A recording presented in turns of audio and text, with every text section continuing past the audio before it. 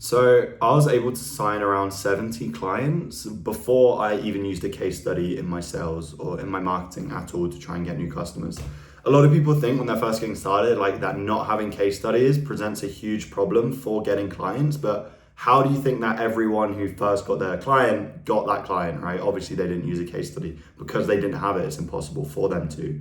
So there's three things that I did that I genuinely believed helped me close a huge amount of clients without ever having to use case studies or even getting asked to use case studies. Like no one even asked me for them because of the way I carried myself and because I used these three things. So the first one is how I looked in my marketing and how I presented myself to the prospect.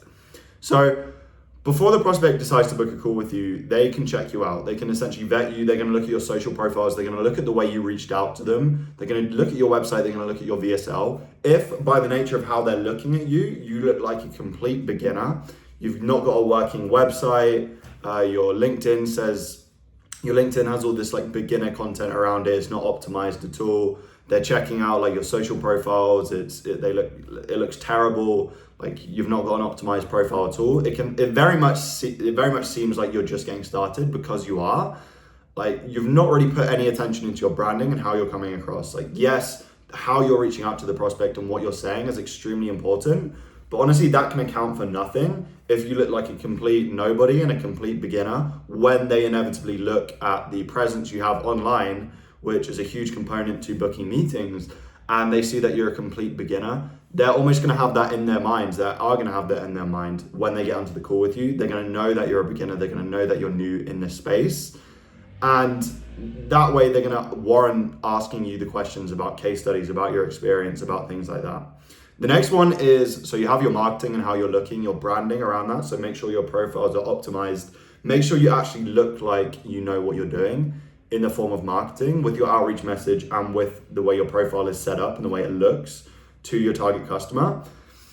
And then it comes to the sales. So the prospect is immediately going to know when you get on the call with them how you're setting the energy, how you're setting the frame, how you're coming across, your body language, your tonality, and they're almost going to see just from the way you're coming across, like whether or not they're literally going to know whether or not you're a beginner, how much experience you have, just from the way that you're coming across. Like they might not know for absolute certain, because like if they knew for certain, like they would know you don't have any case studies and they know that you are new if you are new.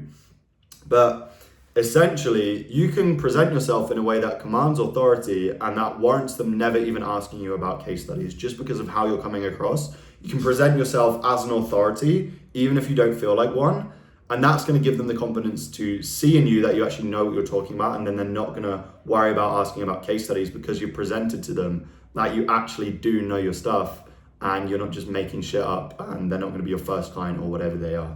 So it's about how you present yourself in your sales. That's done through having a good sales approach. So setting the frame correctly, actually listening to what they're saying, probing deep, pitching correctly with confidence, objection handling, questioning. I've got loads of videos on sales that you can check out on that. But yeah, how you're coming across to the prospect is going to be night and day on this. Like this is the biggest factor in terms of like whether or not they're going to ask you for your experience. It just comes down to how you're presenting yourself, both in your marketing and mainly on the sales call. I'd say on the sales call, it matters even more than your marketing. The next one is leveraging other forms of social proof.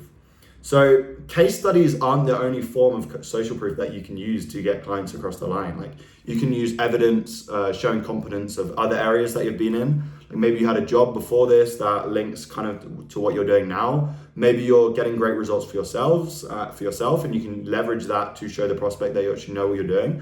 Basically anything that shows competence to the prospect and shows them that you actually know what you're doing and you have some degree of skill set. Think about what you're actually showing them though. You need to be certain that it is going to move them closer to the sale and it is going to give them more confidence, because if there's a hint of doubt in there, then it's probably not worth adding.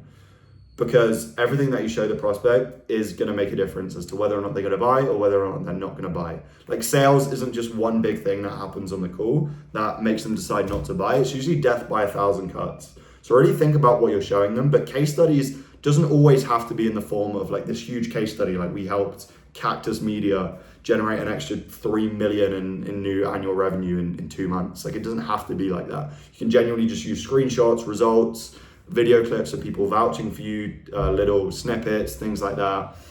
again, like results, past evidence of your competence. Like it can be other social proof around case studies. The next thing, so the two we've covered there, is leveraging other forms of social proof. How you look to the prospect, so both in your sales and marketing, making sure that your profile is optimized around the niche, make sure you actually look like you know what you're doing, both on a marketing perspective and a sales perspective. And then the third one is creating valuable content that your prospect can see so they can build trust and they can build a connection with you prior to getting on the call with you.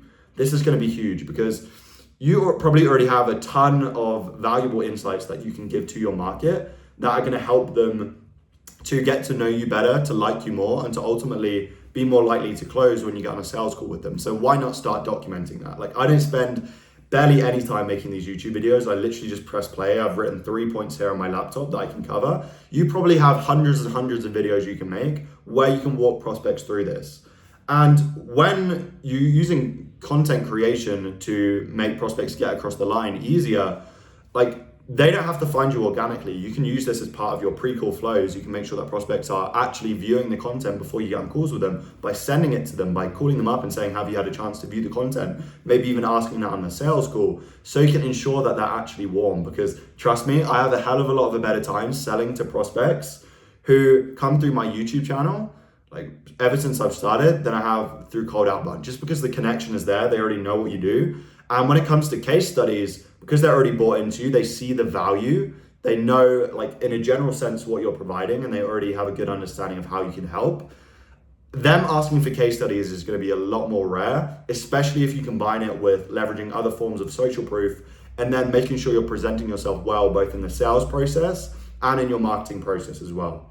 So those are the 3 main things that I believe I did to never have a prospect ask me about case studies or anything like that, and effortlessly close prospects without using case studies or without even being asked for case studies. Like it's genuinely not a bottleneck at all when you use these 3 things, because like everyone obviously started off at some point without any case studies and they still closed a client, right? It is really not that much of a bottleneck as you think.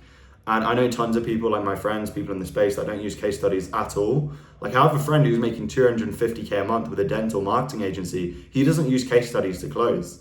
Like it's that simple. It's really like more about what you do outside of that than it is about case studies. Obviously, if you use case studies, use them. If you have them, use them. Definitely, they help. But definitely not the only thing that you need to help get a prospect over the line. There's loads of different things you can use as a substitute to not have to use them and still get great results. So that's everything. If you want more information about what we do, there's a link in the description where you can book a call with me. You can check out some more of my content, etc. I have a free cold calling guide, which literally goes over everything I know about cold calling in 2024, exactly how you can book meetings with the fastest outreach method. But that's everything. Don't want to waste any more of your time, and I hope you found it valuable.